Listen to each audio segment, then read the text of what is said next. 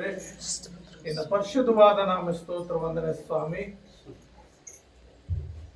ಎಸಯ ಈ ಸಮಯದಲ್ಲಿ ವಾಕ್ಯವಾಗಿ ಹೋಗುವಾಗ ನೀವು ತಾನೇ ನಮ್ಮೊಟ್ಟಿಗಿದ್ದು, ಪವಿತ್ರಾತ್ಮ ದೇವರೇ ನೀನ್ ತಾನೇ ನನ್ನೊಟ್ಟಿಗಿದ್ದು ನೀನು ಮಾತನಾಡುವಾಗಪ್ಪ ನಾವೆಲ್ಲರೂ ನಿನ್ನ ಮಾತುಗಳು ಕೇಳುವಂತೆ, ನಿನ್ನ ವಾಕ್ಯದಂತೆ ಜೀವಿಸುವಂತೆ, ನಿನ್ನ ವಾಕ್ಯದಂತೆ ನಡೆಯುವಂತೆ, ನಿನ್ನ ವಾಕ್ಯ ಪ್ರಕಾರ ನಾವು ಆಶೀರ್ವಾದ ಹೊಂದುವ ಹಾಗೆ ದೇವರೇ ನೀವು ತಾನೇ ಸಹಾಯ ಮಾಡ್ರಿ, ಆಶೀರ್ವದಿಸ್ರಿ. ಎಲ್ಲರೂ ಶ್ರದ್ಧಾಭಕ್ತಿಯಿಂದ ವಾಕ್ಯ ಕೇಳುವಂತೆ ಸಹಾಯ ಮಾಡಿ. ಯೇಸುವಿನ ನಾಮದಲ್ಲಿ ಪ್ರಾರ್ಥಿಸುತ್ತೇನೆ ತಂದೆ, ಆಮೆನ್, ಆಮೆನ್, ಆಮೆನ್. ದೇವರು ನಮಗೆ ಸ್ತೋತ್ರವಾಗಲಿ. ಇವತ್ತಿನ ವಾಕ್ಯಾಂಶ, ದೇವರು ಪ್ರೀತಿಸಿ ಆಶೀರ್ವದಿಸಿ ಕಾಯುವನು. ಏನು? ದೇವರು ಪ್ರೀತಿಸಿ ಆಶೀರ್ವದಿಸಿ ಕಾಯುವನು. ಯಾವ ರೀತಿ ಪ್ರೀತಿಸಿ, ಯಾವ ರೀತಿ ಆಶೀರ್ವದಿಸಿ, ಯಾವ ರೀತಿ ಕಾಯ್ತಾನೆ ಎಂಬುದಾಗಿ ನಾವು ತಿಳಿದುಕೊಳ್ಳೋಣ. ಅದಕ್ಕೆ ಮೊದಲು ಒಂದು ವಾಕ್ಯ ನಾವು ಓದ್ಕೊಳ್ಳೋಣ. ಫಿಲಿಪ್ಪಿ 2ನೇ ಅಧ್ಯಾಯ 5ನೇ ವಚನ ಏನು ಹೇಳುತ್ತೆ? ಫಿಲಿಪ್ಪಿ 2ನೇ ಅಧ್ಯಾಯ 5ನೇ ವಚನ.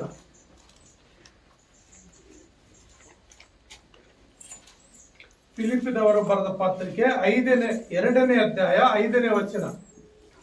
ಕ್ರಿಸ್ತ ಯೇಸುವಿನಲ್ಲಿದ್ದಂತ ಮನಸ್ಸು ನಿಮ್ಮಲ್ಲಿಯೂ ಇರಲಿ. ಆಮೆನ್. ಏನಂತೆ? ಕ್ರಿಸ್ತ ಯೇಸುವಿನಲ್ಲಿದ್ದಂತ ಮನಸ್ಸು ನಿಮ್ಮಲ್ಲಿ ಇರಲಿ. ಕ್ರಿಸ್ತನಲ್ಲಿ ಎಂತ ಮನಸ್ಸಿತ್ತು? ಕ್ರಿಸ್ತನಲ್ಲಿ ಎಂತ ಮನಸ್ಸಿತ್ತು ಅಂತ ನಾವು ನೋಡುವಾಗ ಪ್ರೀತಿಸುವಂತ ಮನಸ್ಸು.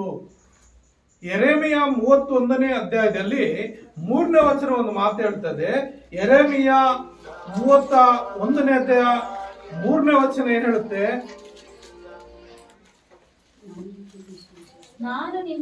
ನಾನು ನಿನ್ನನ್ನು ಪ್ರೀತಿಸಿರುವುದು ಶಾಶ್ವತ ಪ್ರೇಮದಿಂದಲೇ. ಆದ ಕಾರಣ ನಿನ್ನನ್ನು ಮಮತೆಯಿಂದ ಸೆಳೆದುಕೊಂಡಿದ್ದೇನೆ. ಹಾಲೆಲೂಯ. ನೋಡ್ರಿ, ಯೇಸು ಕ್ರಿಸ್ತನಲ್ಲಿದ್ದಂತ ಮನಸ್ಸು ಪ್ರೀತಿಸುವಂತ ಮನಸ್ಸು. ಯೇಸು ಕ್ರಿಸ್ತನಲ್ಲಿದ್ದಂತ ಮನಸ್ಸು ಪ್ರೀತಿಸುವಂತ ಮನಸ್ಸು. ಆತನು ಯಾವತ್ತು ಯಾರಿಗೂ ದ್ವೇಷ ಮಾಡಲಿಲ್ಲ. ಯಾರಿಗೂ ಯಾವತ್ತು ಆತನು ಯಾವುದೇ ರೀತಿಯ ತಾರತಮ್ಯ ಮಾಡಲಿಲ್ಲ. ಎಲ್ಲರನ್ನು ಒಂದೇ ರೀತಿಯಲ್ಲಿ ಪ್ರೀತಿಸ್ತಾ ಇದ್ದ, ಎಲ್ಲರನ್ನು ಒಂದೇ ರೀತಿಯಲ್ಲಿ ನೋಡ್ತಾ ಇದ್ದ. ಹಾಗಾಗಿ ಕ್ರಿಸ್ತನಲ್ಲಿ ಒಳ್ಳೆ ಮನಸ್ಸಿತ್ತು. ಎಂತ ಮನಸ್ಸು ಅಂದ್ರೆ ಶಾಶ್ವತವಾಗಿ ಪ್ರೀತಿಸುವಂತ ಮನಸ್ಸು. ಈ ಲೋಕದಲ್ಲಿ ಜೀವಿಸುವಂತ ನಮ್ಮಗಳಲ್ಲಿ ತಾತ್ಕಾಲಿಕವಾದ ಮನಸ್ಸಿರುತ್ತದೆ, ತಾತ್ಕಾಲಿಕವಾದ ಪ್ರೀತಿ ಇರ್ತದೆ. ಆದರೆ ದೇವರಲ್ಲಿ ನಿಜವಾದ ಪ್ರೀತಿ, ಶಾಶ್ವತವಾದ ಪ್ರೀತಿ, ಶಾಶ್ವತವಾಗಿ ಪ್ರೀತಿಸುವಂತ ಮನಸ್ಸಿತ್ತು. ಆದ್ರಿಂದ ಪ್ರಿಯ ನನ್ನ ಸಹೋದರ ಸಹೋದರರೇ, ಎಂತ ಮನಸ್ಸು, ಎಂತ ಪ್ರೇಮ ಅಂದ್ರೆ ಆತನ ಸ್ವರೂಪದಲ್ಲಿ, ಆತನ ಹೋಲಿಕೆಯಲ್ಲಿ ನಮ್ಮನ್ನು ಸೃಷ್ಟಿ ಮಾಡಿಸುವಂತ ಪ್ರೇಮ, ಸೃಷ್ಟಿ ಮಾಡುವಂತ ಪ್ರೀತಿ ಆತನಲ್ಲಿತ್ತು. ಆದಿಕಾಂಡ 1ನೇ ಅಧ್ಯಾಯ 26ನೇ ವಚನದಲ್ಲಿ ನೋಡ್ತೇವೆ, ನಮ್ಮ ಸ್ವರೂಪದಲ್ಲಿ ನಮ್ಮ ಹೋಲಿಕೆಗೆ ಸರಿಯಾಗಿ ಮನುಷ್ಯರನ್ನು ಉಂಟು ಮಾಡೋಣ ಅಂತೇಳಿ. ಯಾರಾದ್ರೂ ಈ ರೀತಿ ದೇವರ ಸ್ವರೂಪದಲ್ಲಿ, ದೇವರ ಹೋಲಿಕೆಯಲ್ಲಿ ಮನುಷ್ಯರನ್ನು ಉಂಟು ಮಾಡಿದಾರಂತ ಯಾವ ಗ್ರಂಥಗಳಲ್ಲಾದ್ರೂ ಬರ್ದಿರೋದನ್ನ ನೀವು ನೋಡಿದ್ರಾ? ಇಲ್ಲ ಯಾರಾದ್ರೂ ಹೇಳಿರೋದನ್ನ ಕೇಳಿದ್ರಾ? ಎಲ್ಲಿ ಹುಡುಕಿದ್ರು ಸಿಕ್ಕಲ್ಲ ಪ್ರಪಂಚದಲ್ಲಿ. ಈ ಸತ್ಯವೇದ ಮಾತ್ರ, ಈ ಬೈಬಲ್ ಅಲ್ಲಿ ಮಾತ್ರ ಈ ಒಂದು ಮಧುರವಾದ ಮಾತುಗಳು, ನಮ್ಮ ಸ್ವರೂಪದಲ್ಲಿ ನಮ್ಮ ಹೋಲಿಕೆಯಲ್ಲಿ ಮನುಷ್ಯರನ್ನುಂಟು ಮಾಡೋಣ ಅಂತೇಳಿ. ಹಾಗಾಗಿ ಆತನು ನೋಡ್ರಿ ಎಂತ ಪ್ರೀತಿ.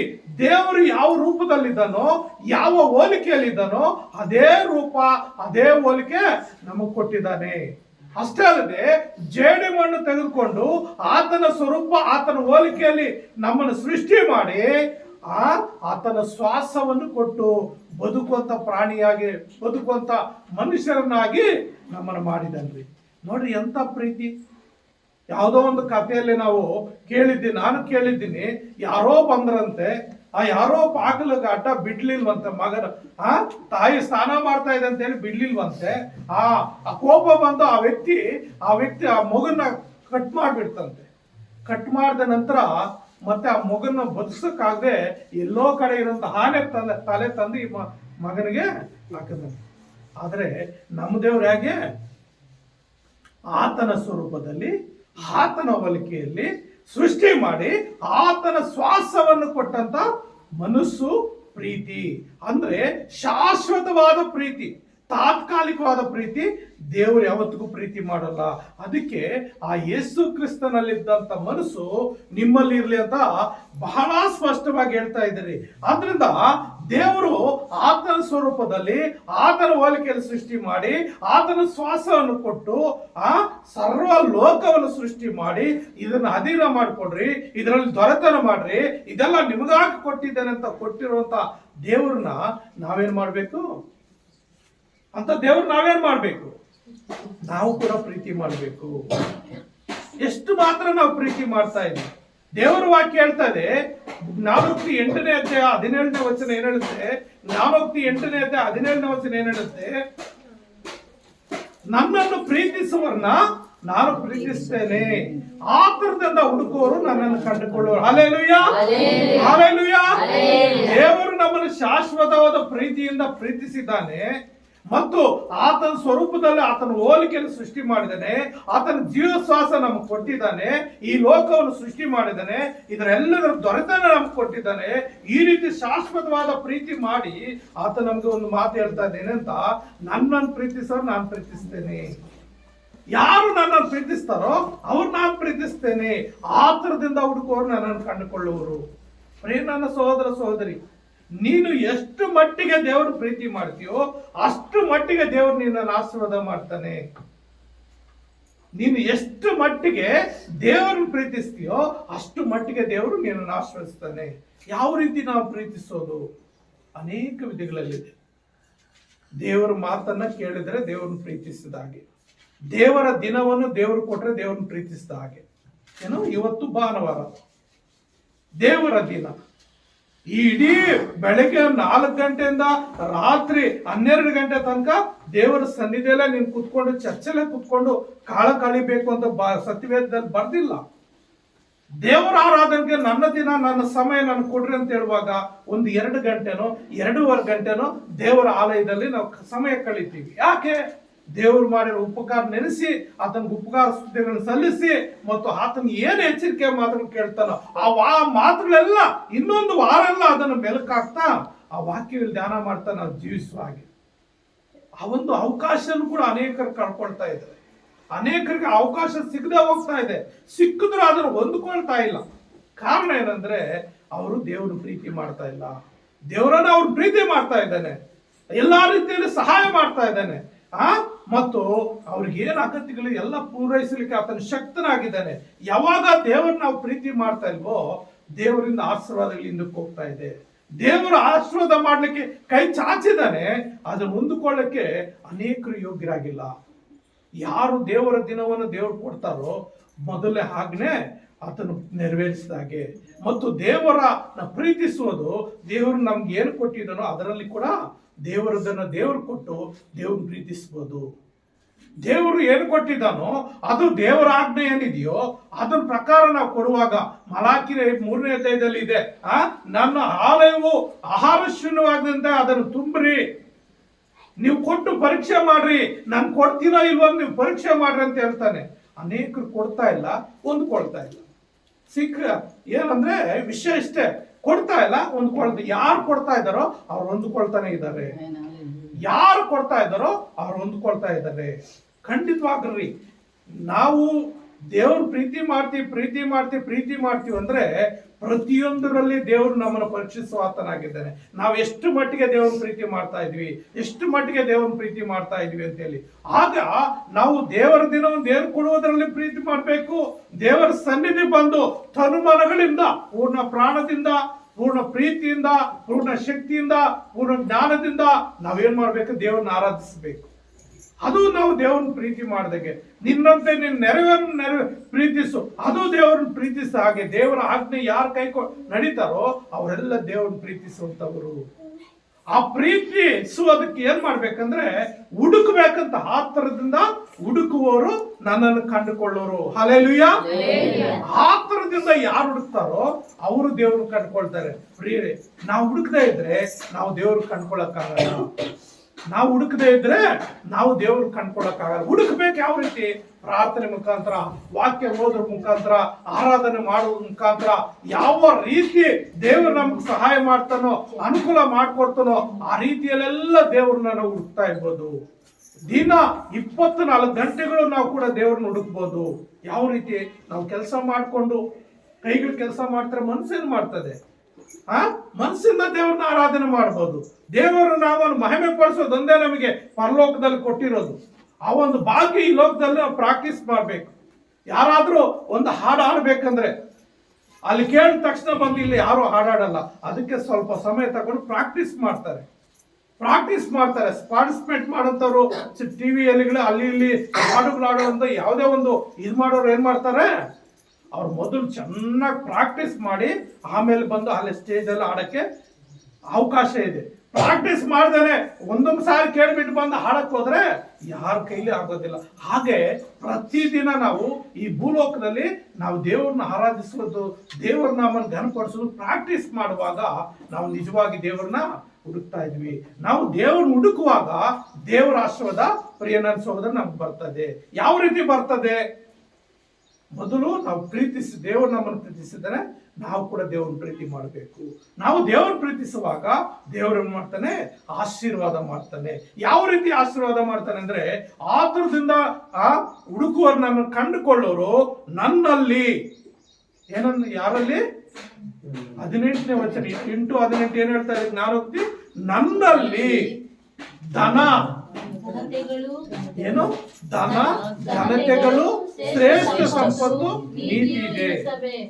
ಯಾರು ಯೇಸು ಕ್ರಿಸ್ತನ ಪ್ರೀತಿ ಮಾಡ್ತಾರೋ, ಯಾರು ಯೇಸು ಕ್ರಿಸ್ತನ ಆಜ್ಞೆಗಳನ್ನ ಕೈಕೊಂಡು ನಡೀತಾರೋ ಅವರಿಗೆ ಆತನಲ್ಲಿರುವಂತ, ಯಾರಲ್ಲಿ? ಯೇಸು ಕ್ರಿಸ್ತನಲ್ಲಿರುವಂತ ಧನ. ಹಲ್ಲೆಲೂಯಾ. ಧನ ಅಂದ್ರೆ ಹಣ, ಐಶ್ವರ್ಯ ಎಲ್ಲಿದೆ? ಯೆಶಾಯ 45ನೇ ಅಧ್ಯಾಯ 3ನೇ ವಚನ ಹೇಳುತ್ತೆ. ಯೆಶಾಯ 45 3ನೇ ವಚನದಲ್ಲಿ ಏನ್ ಹೇಳುತ್ತೆ? ಅಲ್ಲಿ ಏನ್ ಹೇಳ್ತಾ ಇದ್ದಾನೆ? ನಿನ್ನ ಹೆಸರಿಡಿದು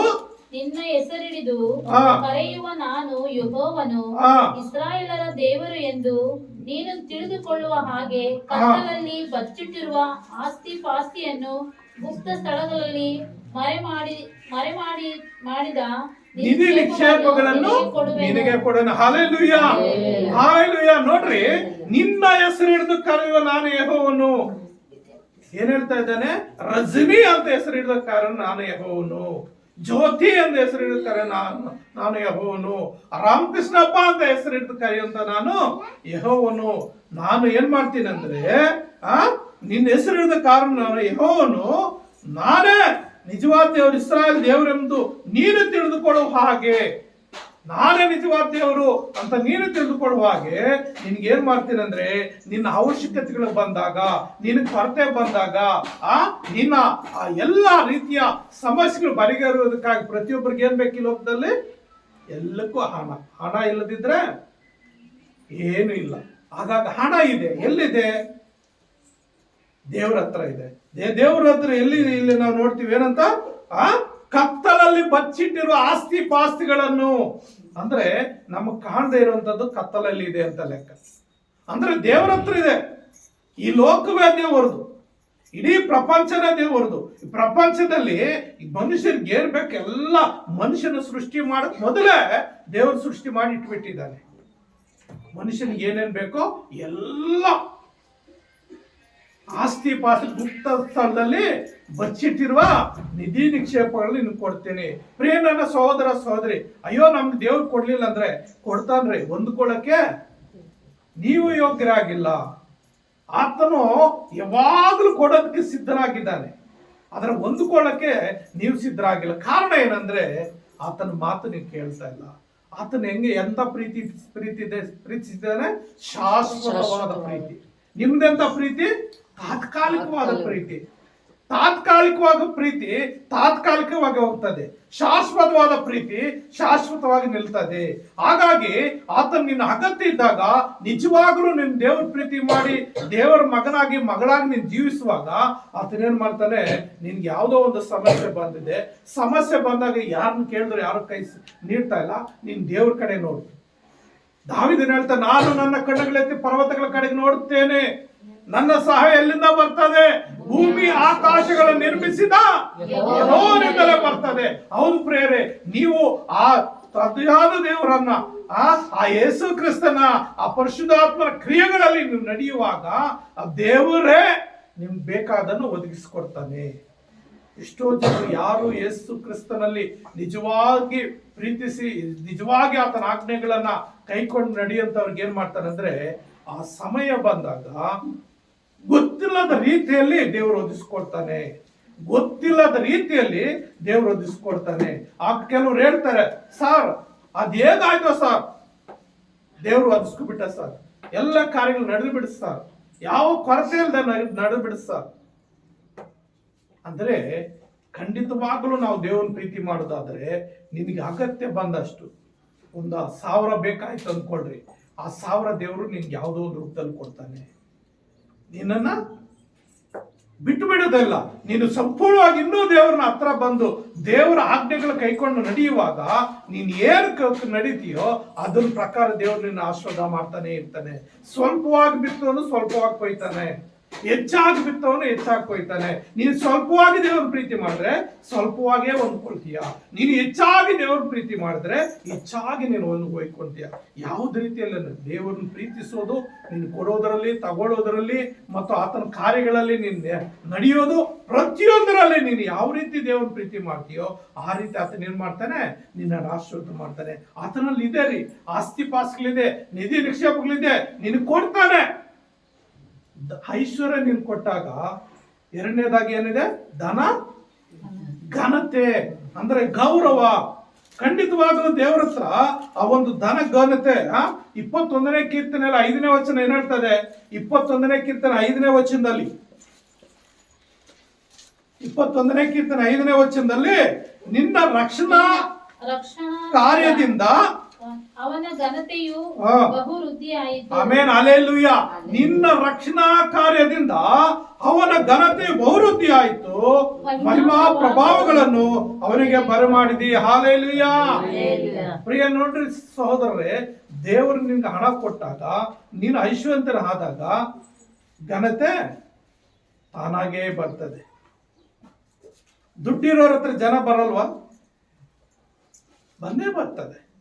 ಅವಾಗ ಅವ್ರಿಗೆ ಏನ್ ಕೊಡ್ತಾರೆ? ಒಳ್ಳೆ ರೆಸ್ಪೆಕ್ಟ್, ಒಳ್ಳೆ ಗೌರವ.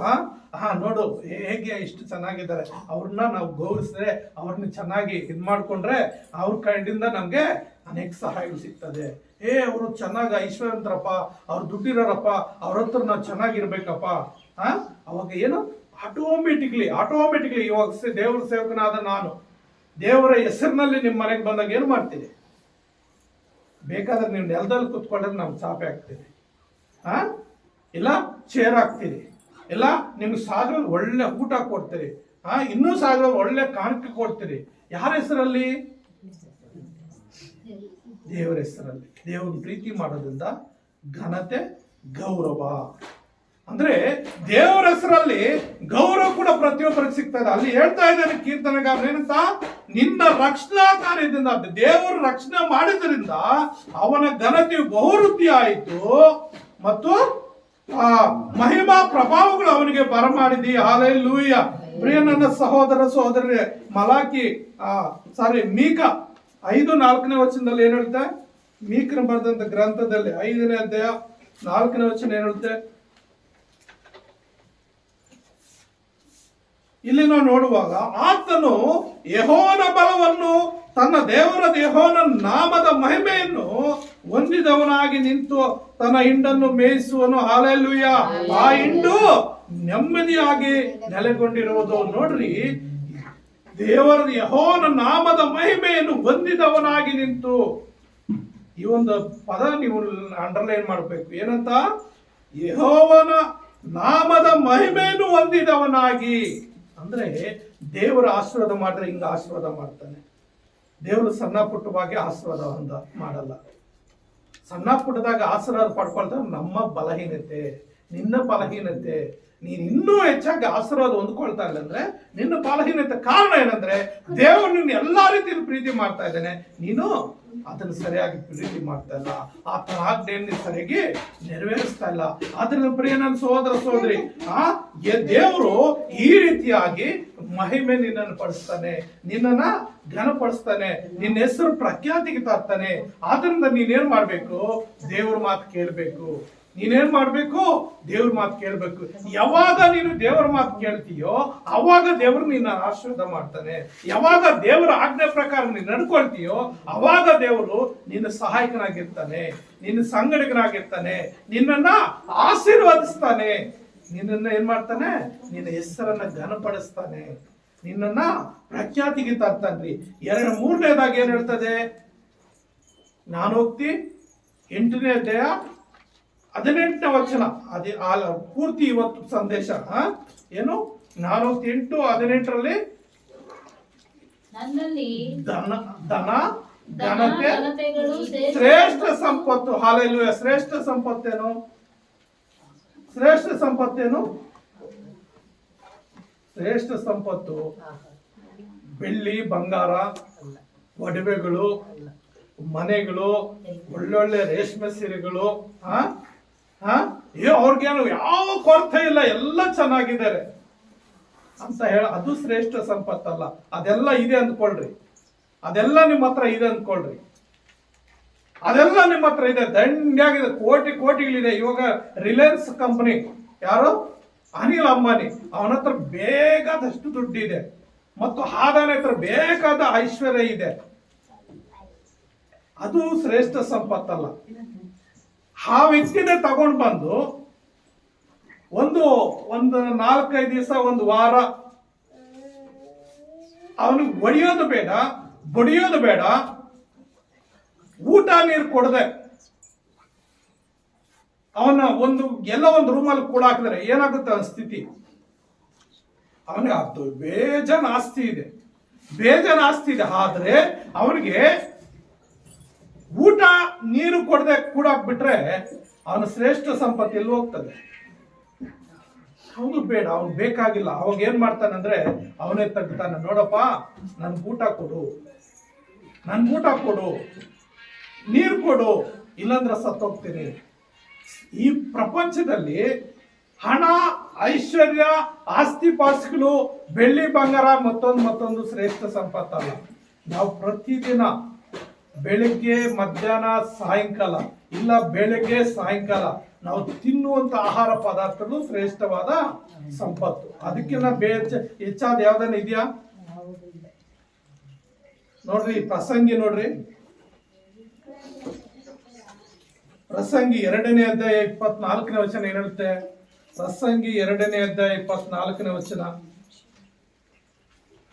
ಅನ್ನಪಾನಗಳನ್ನು ತೆಗೆದುಕೊಂಡು ತನ್ನ ಪ್ರಯಾಸದಲ್ಲಿಯೂ ಸುಖವನ್ನು ಅನುಭವಿಸುವುದಕ್ಕಿಂತ ಇನ್ನೇನು ಮನುಷ್ಯನಿಗೆ ಮೇಲಿಲ್ಲ. ನೋಡ್ರಿ, ಇಲ್ಲಿ ಏನ್ ಹೇಳ್ತಾನೆ? ಅನ್ನಪಾನಗಳನ್ನು ತೆಗೆದುಕೊಂಡು ತನ್ನ ಪ್ರಯಾಸದಲ್ಲಿ ಸುಖವನ್ನು ಅನುಭವಿಸುವುದಕ್ಕಿಂತ ಇನ್ನೇನು ಮನುಷ್ಯನಿಗೆ ಮೇಲಿಲ್ಲ. ಅಂದ್ರೆ ಪ್ರಿಯರೇ, ಈ ಆಹಾರ ಇಲ್ಲಂದ್ರೆ 25ನೇ ವಚನ, ಆತನಿಲ್ಲದೆ ಯಾರು ಭೋಜನ ಮಾಡಿ ಸುಖವನ್ನು ಅನುಭವಿಸಾರು. ಅನ್ನಪಾನಗಳು ಯಾರು ಕೊಡ್ತಾ ಇದ್ದಾರೆ? ದೇವರು. ಎಲ್ಲ ಸೃಷ್ಟಿ ಮಾಡಿದಂತಾನೆ ಫಸ್ಟ್ ದೇವರು. ಆದಿಕಾಂಡದಲ್ಲಿ ನಾವು ನೋಡುವಾಗ ಎಲ್ಲ ಫಸ್ಟ್ ಸೃಷ್ಟಿ ಮಾಡಿ ಆಮೇಲೆ ಮನುಷ್ಯನ ಸೃಷ್ಟಿ ಮಾಡಿದ್ರು. ಮನುಷ್ಯನಿಗೆ ಏನೇನು ಆಹಾರ ಬೇಕು, ಕಾಯಿ ಪಲ್ಯಗಳು, ಹಸಿರು, ಗಡ್ಡೆ ಗಣಸುಗಳು, ಮಾಂಸಾಹಾರಿಗಳು ಎಲ್ಲ ಸೃಷ್ಟಿ ಮಾಡಿ ಆಮೇಲೆ ಮನುಷ್ಯನ ಸೃಷ್ಟಿ ಮಾಡಿದ. ಅಂದ್ರೆ ಈ ಮನುಷ್ಯನಿಗೆ ಆಹಾರ ಶ್ರೇಷ್ಠ ಸಂಪತ್ತು. ಒಂದು ತಿಂಗಳು ಕೂಡ ಹಾಕ್ಬಿಟ್ರೆ, ಅಮ್ಮನ ಏನು ಬೇಕಾದ್ರೇನೆ ಊಟ ಕೊಡದೆ, ನೀರು ಕೊಡದೆ, 20 ದಿವಸ ಕೂಡ ಹಾಕ್ಬಿಟ್ರೆ ನಿನ್ನ ಆಸ್ತಿ ಎಲ್ಲ ಬರ್ಕೊಟ್ಬಿಡ್ತಾರೆ. ಕಾರಣ ಏನು? ಬದುಕೊಂಡ್ರೆ ಮತ್ತೆ ಸಂಪಾದನೆ ಮಾಡ್ಕೋಬಹುದು. ಸತ್ತೋದ್ರೆ ಯಾರಾದ್ರೂ ಸಾಯಕ್ ಇಷ್ಟಪಡ್ತಾರ? ಯಾರು ಸಾಯಕ್ ಇಷ್ಟಪಡಲ್ಲ. ನಿನ್ನನ್ನಾಗ್ಲಿ ನನ್ನನ್ನಾಗ್ಲಿ ನಾವು ಕೂಡಾಕ್ಬಿಟ್ಟು ನಿನ್ನದು ಇರೋದೆಲ್ಲ ನಾನು ಕೊಟ್ಬಿಡು, ನಿನ್ ಊಟ ಕೊಡ್ತೀನಿ, ನೀರ್ ಕೊಡ್ತೀನಿ ಅಂದ್ರೆ ಕೊಟ್ಟು ಬಿಡ್ತೀವಿ. ಕೆಲವು ದಿವಸ ಆಗಲ್ಲ, ಹೂ ಅಂತ ರಾಗ ಎಳಿತಾ ಇರ್ತೀವಿ. ಆಮೇಲೆ ಹೊಟ್ಟೆಯಲ್ಲಿ ಕರಳು ಕಚ್ತಾ ಇರ್ತದೆ, ಇರಕ್ಕಾಗಲ್ಲ. ಅವಾಗ ಏನ್ ಮಾಡ್ತಾರೆ, ಅಯ್ಯೋ ಬೇಕಾದ್ರೆ ಹೋದ್ರೆ ಹೋಗ್ಲಿ ಮತ್ತೆ ಸಂಪಾದನೆ ಮಾಡ್ಕೊಳ್ಳೋಣ, ನನಗೆ ಬದುಕೊಂಡ್ರೆ ಸಾಕು. ಶ್ರೇಷ್ಠ ಸಂಪತ್ತು ಯಾವುದು?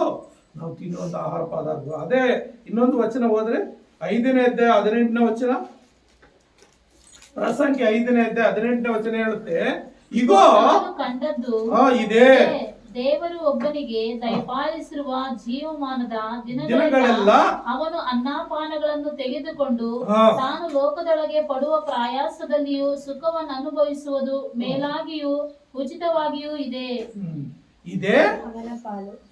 ಇದೇ ಅವನ ಪಾಲು. ಪ್ರಸಂಗಿ ದೊಡ್ಡ ಐಶ್ವರ್ಯವಂತನು, ಅವನಿಗೆ ಅಂತ ಜ್ಞಾನ ಯಾರಿಗೂ ಇಲ್ಲ. ಯಾರೋ ಪ್ರಸಂಗಿ ಸೊಲೊಮೋನನು, ಅವನಿಗೆ ಅಂತ ಜ್ಞಾನ ಯಾರಿಗೂ ಇಲ್ಲ, ಅವನಂತ ಐಶ್ವರ್ಯವಂತನು ಯಾರಿಲ್ಲ, ಅವನಷ್ಟು ಬುದ್ಧಿವಂತನು ಯಾರಿಲ್ಲ. ಅಷ್ಟಿರಂತ ಅವನು ಬರೀತಾ ಇದ್ದಾನೆ. ಈ ಲೋಕದಲ್ಲಿ ದೇವರು ಕೊಡುವಂತ ಪಾಲು ಒಬ್ಬ ಮನುಷ್ಯನಿಗೆ ಅವನು ತಿನ್ನುವಂತ ಅನುದಿನ ಆಹಾರ. ಹಲ್ಲೆಲೂಯಾ. ಅದಕ್ಕಿಂತ ಮಿಗಿಲಾದ ಏನಿಲ್ಲ, ಎಲ್ಲ ವ್ಯರ್ಥ. ಇವತ್ತು ಊಟ ಮಾಡಿದೀವಿ, ಒಂದ್ ವೇಳೆ ಮನೆಗೆ ಹೋಗ್ಬಿಟ್ಟಿವಿ ಅನ್ಕೋ, ದೇವ್ರ ಸ್ತೋತ್ರ, ನಾವು ತಿಂದಿದ್ದೆ ನಮ್ಗೆ ಲಾಭ ಅಷ್ಟೇ ತಾನೆ. ಬೆಳ್ಳಿ ಬಂಗಾರ ಆಸ್ತಿ ಪಾಸ್ತಿ ಏನೋ ಹಿಂದೆ ಬರ್ತದ ಪ್ರಾರ್ಥನಾ? ಯಾವುದು ಬರೋದಿಲ್ಲ. ನಾವ್ ಏನ್ ತಿಂದು ಊಟ ಮಾಡ್ತೇವೆ ಅದೇ ನಮ್ಮ ಪಾಲು. ದೇವರು ಏನ್ ಕೊಟ್ಟಿದೆ ನಮ್ಗೆ ಅದೇ ಪಾಲು, ಮಿಕ್ಕಿದ್ದೆಲ್ಲ ವ್ಯರ್ಥ. ಪ್ರಸಂಗಿ ಬರೀತಾರೆ, ವ್ಯರ್ಥವೇ ಸಮಸ್ತ ವ್ಯರ್ಥ ಅಂತ ಹೇಳ್ತಾರೆ. ಆದರೆ ದೇವರು ಒಬ್ಬ ಮನುಷ್ಯ ದಯಪಾಲಿಸಿರೋ ಜೀವಮಾನದ ದಿನಗಳೆಲ್ಲ ಅವನ ಅನ್ನಪಾನಗಳು ತೆಗೆದುಕೊಂಡು ತಾನು ಲೋಕದೊಳಗೆ ಪಡುವ ಪ್ರಯಾಸದಲ್ಲಿಯೂ ಸುಖವನ್ನು ಅನುಭವಿಸುವುದು ಮೇಲಾಗಿಯೂ ಉಚಿತವಾಗಿದೆ. ಅಂದ್ರೆ ಜೀವನ ದಿನ ಎಲ್ಲ ಎಷ್ಟು ಪ್ರಯಾಸ ಪಡ್ತೀವಿ. ಒಂದು ಹೊತ್ತು ಊಟ ಸಂಪಾದನೆ ಮಾಡ್ಕೊಡೋದಕ್ಕೆ ಕೆಲವರೆಲ್ಲ 3 ಗಂಟೆಗೆ ಹೋಗ್ತಾರೆ, ಕೆಲವರು 4 ಗಂಟೆಗೆ ಎದ್ದು ಹೋಗ್ತಾರೆ, ಕೆಲವರು ಶಿಫ್ಟ್ಗಳು ಅವ್ರು ಯಾವಾಗ ಹೇಳಿದ್ರೆ ಅವಾಗೆಲ್ಲ ಅವ್ರು ಏನ್ ಕೆಲಸ ಹೇಳಿದ್ರೆ ಕೆಲಸ ಮಾಡ್ತಾರೆ. ಕೆಲವರು ಅಯ್ಯೋ ಈ ಕೆಲಸನೇ ಬೇಡ ವಾಪಸ್ ಬರ್ತಾರೆ, ಮತ್ತೆ ಇನ್ನೊಂದು ಕೆಲಸ ಹುಡ್ಕೊಂಡು ಹೋಗ್ತಾರೆ. ಎಷ್ಟು ಹುಡ್ಕೊಂಡು ಎಷ್ಟು ಕಷ್ಟ ಪಟ್ಟಿದ್ರು ಇಷ್ಟು ಆಹಾರಕ್ಕಾಗಿ ಅಷ್ಟೇ ತಾನೆ. ದುಡ್ತಾ ನೋಡ್ರಿ, ಎಷ್ಟು ಕಷ್ಟಪಟ್ಟರು ದೇವರು ಕೊಡುವಂತ ಇಷ್ಟು ಆಹಾರಕ್ಕಾಗಿ ನಾವು ಇಷ್ಟು ಪ್ರಯಾಸ ಪಡ್ತೀವಿ. ಅದು ಏನ್ ಹೇಳ್ತಾ ಇದ್ದಾರೆ, ಅವನು ಪಡುವ ಪ್ರಯಾಸದಲ್ಲಿಯೂ ಸುಖವನ್ನು ಅನುಭವಿಸುವುದು ಮೇಲಾಗಿ ಉಚಿತವಾಗಿದೆ. ಎಷ್ಟು ಕಷ್ಟಪಟ್ಟರು ಕೆಲವರೆಲ್ಲ ರೈತರು ಕಷ್ಟ ಪಡ್ತಾ ಇರ್ತಾರೆ. ಏನೋ ಅಷ್ಟು ಗಂಜಿನೋ ಆಂಬುಲಿನೋ ಏನೋ ಒಂದು ತಂಗಳು ಏನೋ ಅವ್ರಿಗೆ ತಂದು ಹಾಕಿದಾಗ ಅವರು ಕೈಕಾಲು ಚೆನ್ನಾಗಿ ತೊಳ್ಕೊಂಡು ಬಂದು ಚಾಪೆ ಹಾಸ್ಕೊಂಡು ಇಲ್ಲ ಮಂಚ ಹಾಕೊಂಡು ಇಲ್ಲ ಟೇಬಲ್ ಹಾಕೊಂಡು ಕುತ್ಕೊಂಡು ಊಟ ಮಾಡಲ್ಲ. ಅದೇನ್ ಮಾಡ್ತಾರೆ, ಸುಮ್ಮನೆ ಒಂದು ಕುತ್ಕೊಳ್ಳಕ್ಕೆ ಸ್ವಲ್ಪ ಜಾಗ ಸಿಕ್ಕಿದ್ರೆ ಸಾಕು, ಒಣನೆಲ್ಲ ಸಿಕ್ಕಿದ್ರೆ ಸಾಕು, ಅಲ್ಲೇ ಕುತ್ಕೊಂಡು ಕೈ ತೊಳೆಯಲ್ಲ, ಕಾಲು ತೊಳೆಯಲ್ಲ, ಮಖನೂ ತೊಳೆಯಲ್ಲ, ಸುಮ್ಮನೆ ಹಂಗೆ ಕೈ ತೊಳ್ಕೊಂಡ್ಬಿಟ್ಟು ಅಲ್ಲೇ ಇಟ್ಕೊಂಡು ಅಲ್ಲೇ ಊಟ ಮಾಡ್ತಾರೆ. ಆ ಊಟ ಮಾಡಿದಾಗ ಅಷ್ಟು ಕಷ್ಟ ಪಡುವಾಗ ಸ್ವಲ್ಪ ಊಟ ಮಾಡಿದ್ರೆ ಅವ್ರಿಗೆ ಅದರಷ್ಟು ತೃಪ್ತಿ ಏನೂ ಇಲ್ಲ. ಅನೇಕ ಕಡೆ ನಾವು ನಮ್ಮ ಜೀವಿತದಲ್ಲಿ ಕೂಡ ಈ ಅನುಭವಗಳಿದೆ. ಒಂದೊಂದು ಸಾರಿ ಎಷ್ಟೋ ಕಷ್ಟಪಟ್ಟಿದ್ದೀನಿ, ಈ ದಿನೆಲ್ಲ ಕಷ್ಟಪಟ್ಟಿದ್ದೀನಿ. ದಿನೆಲ್ಲ ಏನೋ ಒಂದು ಟಾಯ್ಲೆಟ್ ಅಲ್ಲಿ ಕೆಲಸ ಮಾಡಿದ್ದೀನಿ, ಊಟಕ್ಕಾಗಿ ಕೆಲಸ ಇರಲಿಲ್ಲ, ತುಂಬಾ ಕಷ್ಟ ಇತ್ತು. ಒಂದು ಬೆಳಗ್ಗೆ 9 ಗಂಟೆಗೆ ಹೋಗೋ ಸಾಯಂಕಾಲ 6 ಗಂಟೆ ತನಕ ಆ ಟಾಯ್ಲೆಟ್ ಕೆಲಸ ಮಾಡಿ, ಊಟ ಇಲ್ಲ ಏನಿಲ್ಲ. ಸಾಯಂಕಾಲ ಅಲ್ಲೇ ಸ್ನಾನ ಮಾಡಿಕೊಂಡು ಅವರೇ ಒಂದು ಏನೋ ಪ್ರೋಗ್ರಾಮ್ ಮಾಡ್ತಾ ಇದ್ರು, ಚಿತ್ರಾನ್ನ ಮೊಸರನ್ನ ಏನೋ ಕೊಟ್ಟರು, ಅದನ್ನ ತಿಂದ್ಕೊಂಡು ಆ 150 ರೂಪಾಯಿ ಇಸ್ಕೊಂಡು ಬಂದು ಮನೆಗೆ ಊಟಕ್ಕೆ ಉಪಯೋಗಿಸ್ಕೊಳ್ಳಿ. ಅಂತ ಸ್ಥಿತಿಗಳಲ್ಲಿ ಸಮಯ ಕೂಡ ನನ್ನ ಜೀವಿತದಲ್ಲಿ ಹಾದು ಹೋಗಿದೆ. ಹಾಗಾಗಿ ಪ್ರಿಯರೇ, ಶ್ರೇಷ್ಠ ಸಂಪತ್ತು ದೇವರು ನಮ್ಗೆ ಕೊಟ್ಟಿರೋದು ನಾವು ತಿನ್ನುವಂತ ಆಹಾರ ಪದಾರ್ಥಗಳು. ಅದು ಅದೇ ಅವನ ಪಾಲು ಅಂತ ಹೇಳ್ತಾ ಇದ್ದಾನೆ. ಅದಕ್ಕಿಂತ ಮಿಕ್ಕಾದ ಶ್ರೇಷ್ಠ ಸಂಪತ್ತು ನಿನ್ಗೆ ಎಷ್ಟೇ ಐಶ್ವರ್ಯ ಇದ್ರು ನಿನ್ನಿಂದೆ ಬರಲ್ಲ. ಆದ್ರಿಂದ ನಾವೇನ್ ಮಾಡ್ಬೇಕಂದ್ರೆ ದೇವರು ಕೊಡುವಂತ ಆಶೀರ್ವಾದಗಳನ್ನ ನಾವು ಹೊಂದ್ಕೋಬೇಕು. ಯಾವ ರೀತಿ? ಯೇಸುವಿನ ನಾವು ಪ್ರೀತಿ ಮಾಡಬೇಕು, ಆತನ ಮಾತುಗಳ ಕೈಕೊಂಡು ನಡೀಬೇಕು, ಆತನ ಮಾತುಗನುಸಾರವಾಗಿ ನಾವು ಜೀವಿಸ್ಬೇಕು. ಆತನ ನೋಡ್ರಿ ಶಾಶ್ವತವಾದ ಪ್ರೀತಿಯಿಂದ ನೀನು ಪ್ರೀತಿಸ್ತಿದ್ದಾನೆ. ಶಾಶ್ವತವಾದ ಪ್ರೀತಿಯಿಂದ ನೀನು ಪ್ರೀತಿಸಿ ನೀನು ಆತನ ಪ್ರೀತಿಸುವಾಗ ಆತನ ಎಂತ ಆಶೀರ್ವಾದ ಕೊಡ್ತಾ ಇದ್ದಾನೆ? ಮೊದಲನೇದಾಗಿ ನಿನ್ಗೆ ಐಶ್ವರ್ಯ ಕೊಡ್ತಾ ಇದ್ದಾನೆ, ಎರಡನೇದಾಗಿ ನಿನ್ಗೆ ಗೌರವವನ್ನು ಕೊಡ್ತಾ ಇದ್ದಾನೆ, ಮೂರನೇದಾಗಿ ಶ್ರೇಷ್ಠ ಸಂಪತ್ತು ನೀನು ಅನುದಿನ ತಿನ್ನುವಂತ ಆಹಾರ. ಒಂದೊಂದು ಸಾರಿ ಎಲ್ಲ ಮಾಡ್ತೀವಿ, ಅಡುಗೆಲ್ಲ ಮಾಡಿ ಎಷ್ಟೋ ಖುಷಿಯನ್ನ ಮಾಡ್ತೀವಿ, ಅವಾಗ ಏನೋ ಒಂದು ಸಣ್ಣ ಮಾತು ಬಂದ್ಬಿಡ್ತದೆ ಕುಟುಂಬಗಳಲ್ಲಿ. ಯಾರೋ ಗಂಡನ ಮುಖಾಂತರ, ಮಕ್ಕಳ ಮುಖ, ಯಜಮಾನರ ಮುಖಾಂತರ, ಹೆಂಡತಿ ಯಾರೋ ಒಂದು ಮುಖಾಂತರ ಒಂದು ಸಣ್ಣ ಮಾತು ಬಂದ್ರೆ ನನಗೆ ಈ ಊಟನೂ ಬೇಡ. ಏನಾಯ್ತು ಅವಾಗ? ಹೊಟ್ಟೆಯಲ್ಲಿ ಬೆಂಕಿ ಬಿದ್ದಂಗೆ ಆಗ್ಬಿಡ್ತದೆ. ಆದರೂ ಎಷ್ಟು ನೋವಾದ್ರೂ ಊಟ ತಿನ್ನಲ್ಲ, ಹಂಗೆ ಮಲಗಿಬಿಡ್ತಾರೆ. ಹೌದಲ್ವಾ? ಅದಕ್ಕೆ ದೇವರನ್ನ ನಾವು ಪ್ರೀತಿ ಮಾಡುವಾಗ ಅದು ಗಂಜಿ ಆಗಲಿ, ಅಂಬಲಿ ಆಗಲಿ, ಒಂದು ಗ್ಲಾಸ್ ನೀರಾಗಲಿ ಕುಡಿದು ಬಿಟ್ರೆ ನೆಮ್ಮದಿಯಾಗಿ ಸ್ವರ್ಗದಲ್ಲಿ ಮಲಗದಂಗೆ ನಿದ್ದೆ ಕೊಟ್ಟು ಬಿಡ್ತಾನೆ ದೇವರು. ಅದು ಶ್ರೇಷ್ಠವಾದ ಸಂಪತ್ತು. ಒಂದು ಗ್ಲಾಸ್ ನೀರು ಕೊಟ್ಟರು ಕೂಡ ಆ ದೇವರು ಅದೆಷ್ಟೋ ತೃಪ್ತಿಯಾಗಿ ಆ ರಾತ್ರಿ ನಮ್ಮನ್ನ ಆ ದಿನವನ್ನ ನಮಗೆ ಕಳಿಸ್ಕೊಡ್ತಾನೆ. ಅದನ್ನ ಪ್ರಿಯ ನನ್ನ ಸಹೋದರೇ, ನಾವೇನ್ ಮಾಡ್ಬೇಕಂದ್ರೆ ಈ ಒಂದು ಆಶೀರ್ವಾದ ದೇವರಲ್ಲಿದೆ, ದೇವರಿಂದ ಪಡ್ಕೊಳ್ಬೇಕು. ಮತ್ತು ನೀತಿ ಅಂದ್ರೆ ಒಳ್ಳೆತನ, ನೀತಿ ಪ್ರತಿಯೊಬ್ಬರಲ್ಲಿರ್ಬೇಕು. 2 ಪೇತ್ರ 3ನೇ ಅಧ್ಯಾಯ 13ನೇ ವಚನ ಏನ್ ಹೇಳುತ್ತೆ?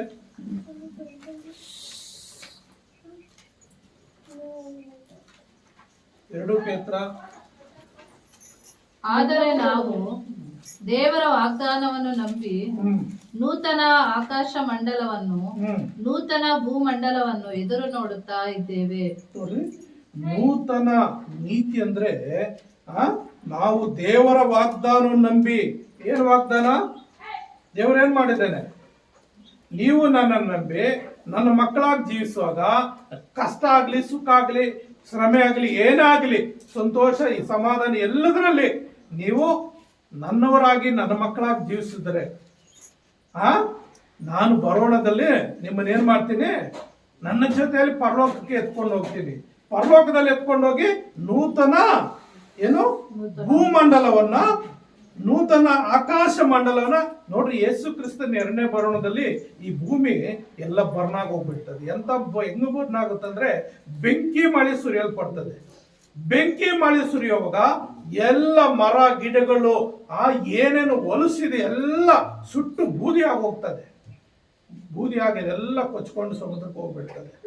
ಆಮೇಲೆ ಹೊಸ ಭೂಮಿ, ಹೊಸ ಆಕಾಶ ಮಂಡಲ ದೇವರು ಸೃಷ್ಟಿ ಮಾಡಿ ಪರಲೋಕ ನಿನಗೂ ನನಗೂ ಸಿದ್ಧ ಮಾಡ್ತಿರುವಂತ ಯೋಹಾನ 14ನೇ ಅಧ್ಯಾಯ 2-3 ವಚನಗಳಲ್ಲಿ ಹೇಳ್ತದಲ್ಲ, ನಾನು ನಿಮ್ಗೆ ಹೊಸ ಮನೆಗಳ ಸಿದ್ಧ ಮಾಡ್ತೇನೆ, ಗುಡಾರಗಳು ಸಿದ್ಧ ಮಾಡಿ ಕರ್ಕೊಂಡು ಬಂದು ಆ ನೂತನ ಯೆರೂಸಲೇಮನ್ನ ಈ ಭೂಮಿ ಮೇಲೆ ಇಳಿಸ್ತಾನೆ.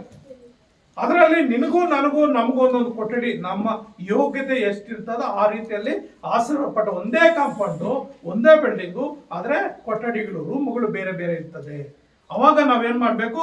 ಅದರಲ್ಲಿ ನಾವು ಯಾವ ರೀತಿ ಇರ್ತೀವೋ 30ರಷ್ಟು 60ರಷ್ಟು 100ರಷ್ಟು ಅಂತ ಪ್ರತಿಫಲಗಳಿದೆಯಲ್ಲ, ಸಾಮ್ಯ ಹೇಳಿದಾನಲ್ಲ, ಹಾಗೆ ನಾವು ಯಾವ ರೀತಿ ನಮ್ಮ ಯೋಗ್ಯತೆ ಇರ್ತದೋ ಆ ಯೋಗ್ಯತೆ ಪ್ರಕಾರ ಪರಲೋಕದಲ್ಲಿ ಆ ನೂತನ ಆಕಾಶ, ನೂತನ ಭೂಮಂಡಲ ಮಧ್ಯದಲ್ಲಿ ನಮಗೋಸ್ಕರ ಸಿದ್ಧ ಮಾಡಿದಂತ ಆ 1200 ಮೈಲಿ ಉದ್ದ, 1200 ಮೈಲಿ ಅಗಲ, 1200 ಮೈಲಿ ಎತ್ತರ ಒಂದೇ ಬಿಲ್ಡಿಂಗ್ ದೇವರು ಕಟ್ತಾ ಇದ್ದಾನೆ. ಆ ಬಿಲ್ಡಿಂಗ್ ಅಲ್ಲಿ ನನ್ನನ್ನ ಸೇರಿಸ್ತಾನೆ. ಹಾಗಾಗಿ ಪ್ರಿಯರೇ, ಈ ರೀತಿ ಅದನ್ನೇನ್ ಮಾಡ್ತಾನೆ? ತನ್ನನ್ನು ಪ್ರೀತಿಸೋರಿಗೆ ಈ ರೀತಿ ಆಶೀರ್ವಾದ ಮಾಡ್ತಾನೆ. ಇಷ್ಟು ಆಶೀರ್ವಾದ ಮಾಡಿ ಆತನೇನ್ ಮಾಡ್ತಾನೆ? ಅದು ಕಳೆದು ಹೋಗದಾಗೆ ಕಾಪಾಡ್ತಾನೆ. ಅದು ಕಳೆದು ಹೋಗದಾಗೆ ಅದನ್ನೇನ್ ಮಾಡ್ತಾನೆ? ಕಾಪಾಡ್ತಾನೆ. ಯಾವ ರೀತಿ ಕಾಪಾಡ್ತಾನೆ? 121ನೇ ಕೀರ್ತನೆಯಲ್ಲಿ 5ನೇ ವಚನ ಮತ್ತು 8ನೇ ವಚನ ಏನ್ ಹೇಳ್ತದೆ? 121ನೇ ಕೀರ್ತನೆ 5ನೇ ವಚನ ಹೇಳ್ತದೆ, ನಿಮ್ಮನ್ನು ಕಾಯುವವನು ಮುಂದಕ್ಕೆ, ನಿಮ್ಮನ್ನು ಕಾಯುವವನು ಯೆಹೋವನು. ಹಲ್ಲೆಲೂಯಾ. ಯಾರ ದುಷ್ಟ ದುರಾತ್ಮ ಅಂಧಕಾರ ಶಕ್ತಿಗಳಲ್ಲ ನಿಮ್ಮನ್ನು ಕಾಯೋದು. ಭೂಮಿಯನ್ನ, ಆಕಾಶವನ್ನ, ಅದರಲ್ಲಿ ಸಮಸ್ತವನ್ನು ಸೃಷ್ಟಿ ಮಾಡಿದಂತ ಸೃಷ್ಟಿಕರ್ತನಾದ ಯೆಹೋವನು, ನಿಮ್ಮನ್ನು ಕಾಯೋನು ಯೆಹೋವನು. ಆತನು ನಿಮ್ಮ ಬಲಗಡೆಯಲ್ಲಿ ನೆರಳೋಪಾದಲ್ಲಿ ನಿನ್ನ ಬಲಗಡೆ ನೆರಳೋಪಾದಲ್ಲಿ ನಿಂತಿದ್ದಾನೆ. ನೀನು ಎಲ್ಲಿ ಹೋದ್ರು ನಿನ್ನ ನೆರಳು ನಿನ್ನನ್ನು ಹಿಂಬಾಲಿಸ್ತಾನೆ ಇರ್ತದೆ. ಅದು ಈ ಎಡಗಡೆ ಸೈತಾನ ನೆರಳಿರ್ತದೆ, ಬಲಗಡೆ ದೇವರ ನೆರಳಿರ್ತದೆ. ಆತನೇನು ಮಾಡ್ತಾನೆ, ನೆರಳೋಪಾದಿಯಲ್ಲಿ ನಾನು ಕಾಪಾಡ್ತೀನಿ. ಏನೇನು ಕೊಟ್ಟಿದ್ದಾನೋ ಒಂದು ಕಳೆದು ಹೋಗದಾಗೆ, ಒಂದು ಯಾರು ಕಳ್ಳರು ಬಂದು ಅಪಹರಿಸು, ಶತ್ರುಗಳು ಬಂದು ಅಪಹರಿಸ ಹೋಗದಾಗೆ ಆತನೇನ್ ಮಾಡ್ತಾನೆ, ದೇವರು ಏನ್ ನಿಂದ ಆಶೀರ್ವಾದ ಕೊಟ್ಟಿದ್ದಾನೋ ಆಶೀರ್ವಾದ ನಿನ್ನಿಂದ ಬಿಟ್ಟು ಹೋಗದಂತೆ ಆತನ ಕಾಪಾಡ್ತಾನೆ. ನೆರಳೋಪಾದಿಯಲ್ಲಿ ಇದ್ದು ಕಾಪಾಡ್ತಾನೆ. 8ನೇ ವಚನ ಹೇಳ್ತದೆ, ಇಂದಿನಿಂದ ಸದಾಕಾಲವು ಯೆಹೋವನು ಕಾಪಾಡುವನು. ನೀನು ಹೋಗುವಾಗ್ಲು ಬರುವಾಗ್ಲು ನಿನ್ನನ್ನು ಕಾಪಾಡ್ತಾನೆ. 91ನೇ ಕೀರ್ತನೆ ನೋಡಿದ್ರೆ, ನಿನ್ನ ಕಾಲು ಕಲ್ಲಿಗೆ ತಗಲ್ದ ಹಾಗೆ ಅವರು ಕೈಗಳಲ್ಲಿ ಕಾಪಾಡ್ ದೂತರಿಗೆ ಅಪ್ಪಣೆ ಕೊಡ್ತಾನೆ. ಮತ್ತು ಯೆಶಾಯದಲ್ಲಿ ಇನ್ನೊಂದು ಮಾತು ಹೇಳ್ತದೆ. ಯೆಶಾಯ ಒಂದು 55ನೇ ಅಧ್ಯಾಯದಲ್ಲಿ ನೋಡ್ರಿ,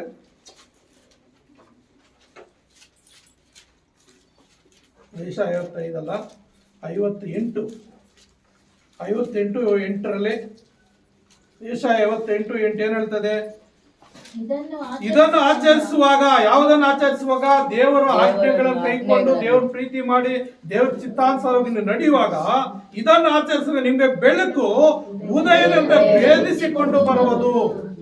ಬೆಳಗ್ಗೆ ಕತ್ತಲನ್ನ ಯಾವ ರೀತಿ ಭೇದಿಸಿಕೊಂಡು ಬೆಳಕು ಆಚೆ ಬರ್ತಾ ಸೂರ್ಯನ ಹುಟ್ಟು ಬರ್ತಾನೋ ಆ ರೀತಿಯಲ್ಲಿ ಆಶೀರ್ವಾದಗಳು ನಿಮ್ಮ ಕುಟುಂಬದಲ್ಲಿ, ಐಶ್ವರ್ಯ, ಸಮಾಧಾನ, ನೆಮ್ಮದಿ, ಯಾವ ಕೊರತೆ ಇಲ್ಲದಂತ ಜೀವಿತ, ಸೂರ್ಯ ಯಾವ ರೀತಿ ಕತ್ತಲು ಹೋಗ್ಲಾಡ್ಸ್ಕೊಂಡು ಬರ್ತ ಆ ರೀತಿಯಲ್ಲಿ ಆಶೀರ್ವಾದಗಳು ನಿಮ್ಮ ಕುಟುಂಬದ ಮೇಲೆ ಬರ್ತವೆ.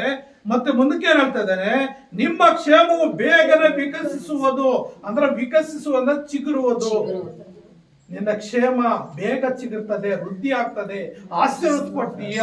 ಮತ್ತು ನಿಮ್ಮ ಧರ್ಮವು ನಿಮಗೆ ಮುಂಬಲವಾಗಿ ಮುಂದುವರಿದು ಯೆಹೋವನ ಮಹಿಮೆಯು ನಿಮಗೆ ಹಿಂಬಲವಾಗಿರುವುದು. ದೇವರ ಮಹಿಮೆ, ದೇವರ ಪ್ರಸನ್ನತೆ ಏನಾಗ್ತದೆ, ನಿಮ್ಗೆ ಹಿಂಬಲವಾಗಿ ಆತನ ಇರ್ತಾನೆ.